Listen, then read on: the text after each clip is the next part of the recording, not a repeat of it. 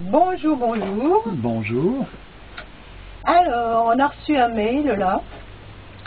Alors, la voix de la sagesse, là, la voix VOX, quoique VOIE, ça irait aussi. Donc, la voix de la sagesse suisse, qui est la tienne, alors nous a dit très justement que le destin est inéluctable. Alors, cependant, j'aurais une petite interrogation, dit l'auditeur.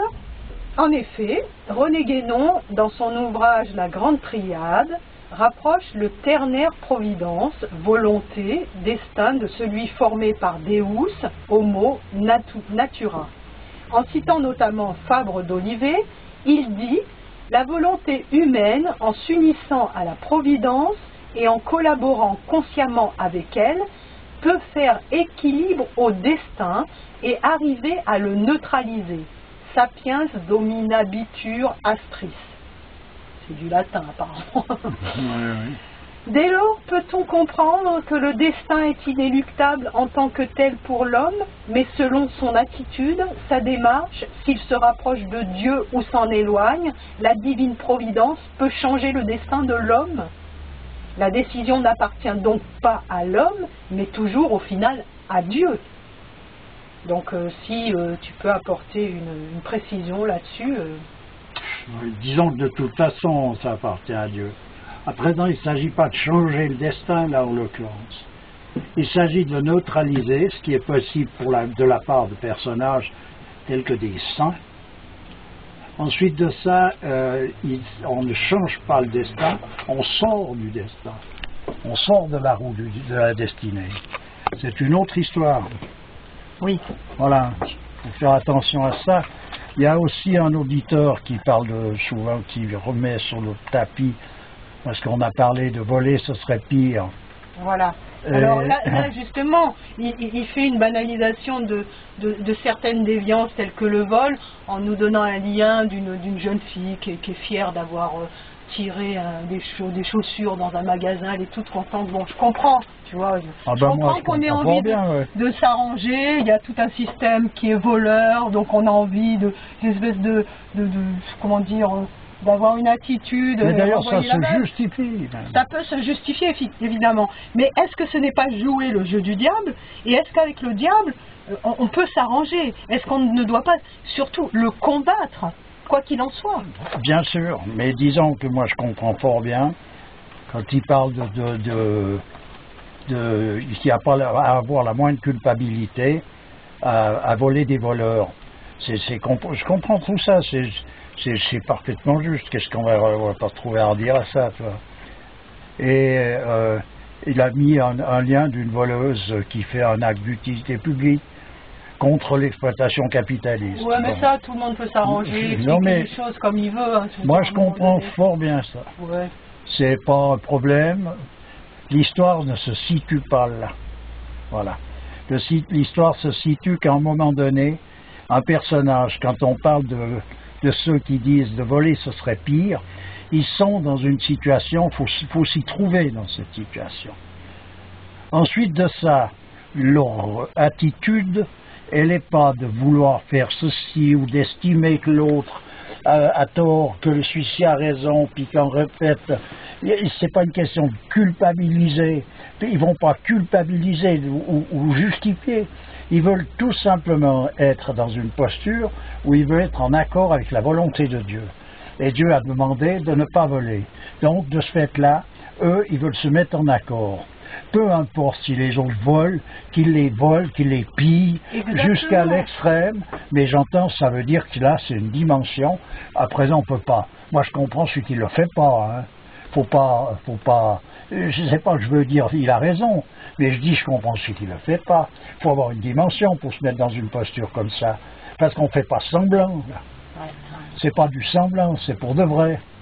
Oui, mais si on veut pousser le raisonnement jusqu'au bout à ce moment-là, alors tous les gens que l'on considère qui méchants, par exemple, on va les éliminer. On prend un flingue et on élimine. Mais après, c'est la loi de la jungle, chacun fait ce qu'il veut. Mais on ne fait pas ce qu'on veut. De toute façon, on fait ce que le destin nous a imposé, il faut encore chaque fois aussi s'en souvenir. Ouais. Il y a une difficulté à saisir tout ça, mais simplement il faut faire une démarche de manière à rentrer dans une logique qui va au-delà de la logique, disons, terre à terre.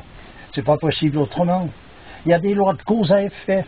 Une loi de cause à effet, on peut dire que dans la cause, les effets se font toujours après la cause. Ce qui veut dire que donc, ils sont séparés. Il y a une cause à part entière, et ensuite de ça, il y a des effets. Donc ça ne se fait pas en simultanéité, ça se fait en succession. Mais il faut bien qu'il y ait un lien en simultanéité, qui fait qu'à partir du moment où il y a eu cette cause, il y a un lien qui fait que ces effets vont se manifester. Et c'est ce lien, lui, il est en simultanéité. Il faut déjà trouver à se positionner par rapport à cette forme on pourrait dire cette forme géométrique, de manière à voir jusqu'où peut tenir la logique terre à terre, et où il faut à un moment donné quand même se donner un peu de peine pour aller saisir à un moment donné ces choses-là qui vont au-delà de ce qui est du visible. Parce que la logique mentale, c'est comme la logique des yeux, la logique de ce que l'on voit, c'est clair, mais qu'est-ce que l'on voit en surface? Ensuite de ça, il y a des personnages qui ont des yeux pour aller voir en profondeur. Donc il faut entraîner cette possibilité de manière à pouvoir comprendre, autrement il n'y a rien à comprendre, circuler, il n'y a rien à voir. Donc ça voudrait dire que face à l'injustice, on n'a pas à faire nos petites révolutions personnelles et on doit se plier à l'ordre des choses, à ce qui nous est demandé par Dieu. À quel moment il est possible justement de se révolter contre cette prétendue injustice?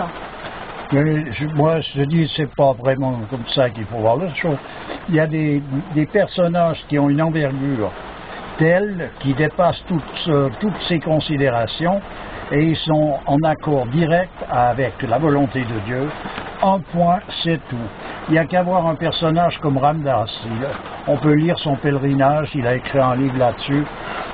C'est un personnage qui, lui, n'est pas un ignare et puis un allumé qui a fumé la moquette. Lui, il répète un mantra, il est en accord avec Dieu et il accomplit tout ce que Dieu lui demande de faire dans son pèlerinage. Donc il va partout où Dieu lui a dit d'aller. C'est un mantra qu'il lui a donné par un maître, c'est pas quelque chose qu'on peut donner comme ça inconsidérément. Donc il se retrouve dans des situations que lui ne chercherait jamais à aucun prix, ne veut pas à aucun prix, il est hors de ce contexte-là. Quand il doit aller s'installer dans la grotte des tigres, par exemple, sauvages, il faut qu'il aille là-bas s'asseoir dans cette grotte. Eh bien, il y va alors qu'il n'est pas jobard, il sait très bien qu'un tigre, ça représente un certain danger, et que c'est des tigres sauvages, mais pour lui, qu'il se fasse manger ou pas, c'est pas son problème.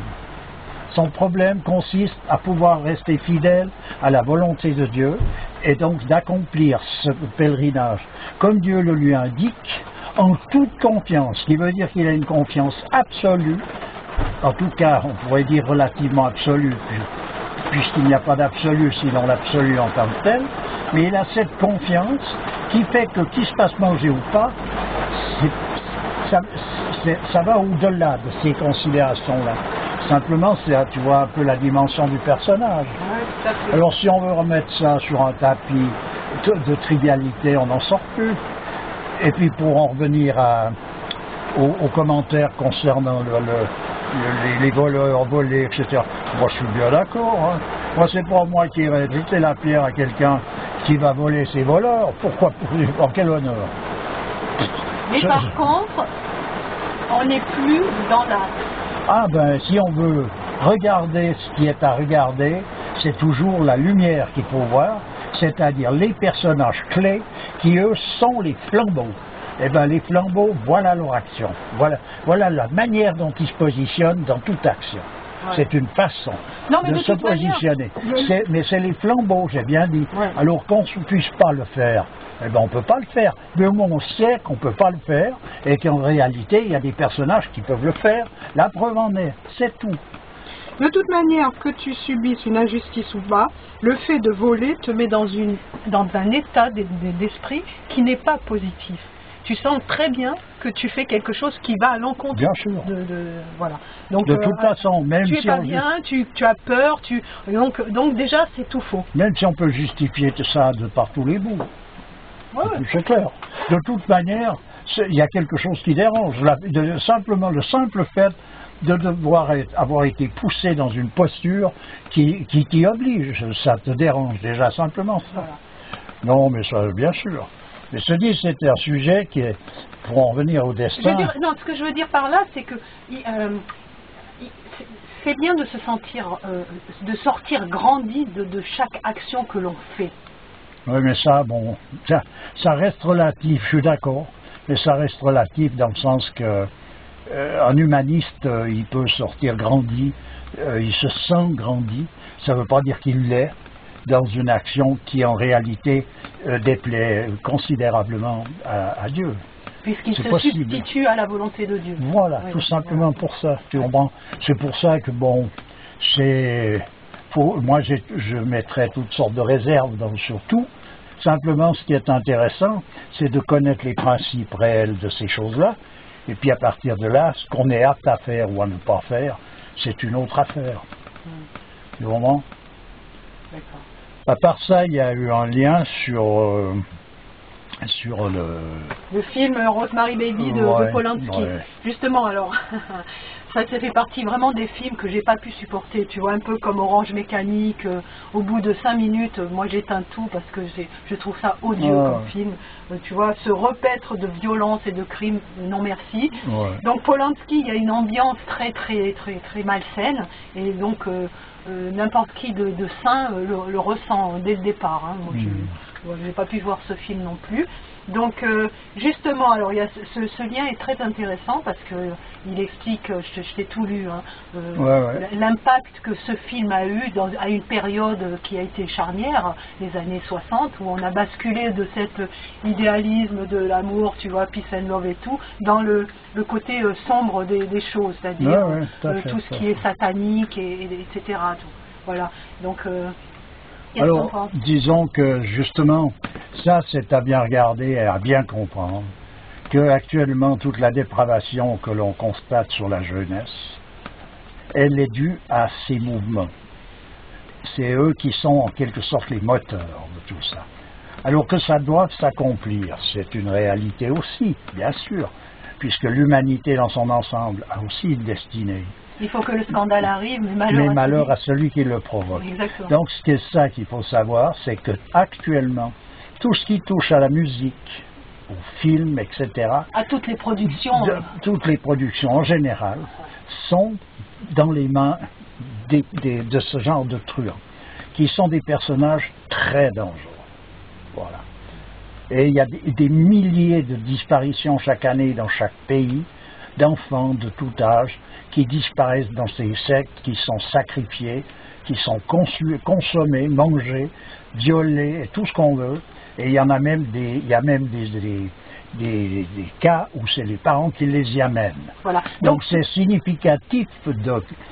Pour en arriver là, il faut bien qu'il y ait une manipulation réelle pour arriver à zombifier des personnages de manière à les mettre dans cet état-là. Et toutes ces productions, entre guillemets, artistiques, sont le vecteur du subliminal qui est transmis de cette manière-là. Ben, bien sûr. Alors voilà où se situe un vrai danger.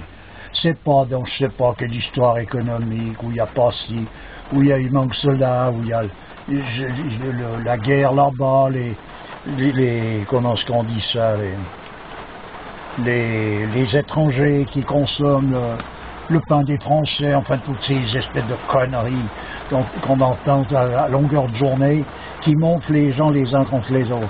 Mais le vrai danger se situe là. Et là, comment faire pour lutter là contre? C'est là où, en somme, on parlait la seule solution pour lutter, c'est la prière. Parce que c'est ça qui contredit et qui contrarie des mouvements de cet ordre qui sont des incantations à l'envers, c'est-à-dire des prières dans le sens inverse. Moi, j'aimerais bien voir tous ces étrangers virer à la porte l'effondrement économique de la France, parce que tous ces étrangers, comment ils consomment, il n'y a pas... c'est eux qui consomment le c'est plus. ridicule de toute façon. C'est ridicule du début jusqu'à la fin, tout ça. Mais c'est pour dire que ça occupe l'esprit des gens, au lieu de s'occuper justement d'être dans une posture qui est une véritable lutte contre justement ces mouvements de perversion constante. Okay. Voilà. Ok, ben écoute, on va s'arrêter là. Oui. Bon, on a été accompagné par un orage qui n'arrête pas. Oui, c'est ça. Non, mais c'est bien, puisque apparemment il y avait la sécheresse. Et ben là, ça va. Et puis c'est joli ce bruit de pluie. J'espère que ça ne va pas couvrir ce qui a été dit. Oh, bon. On nous entend toujours assez. Ok. Le chant de la pluie sur la tôle de la voiture. Ouais, non, Merci bien. Ben, toujours avec plaisir. Et à bientôt. À bientôt. Au revoir. Au revoir.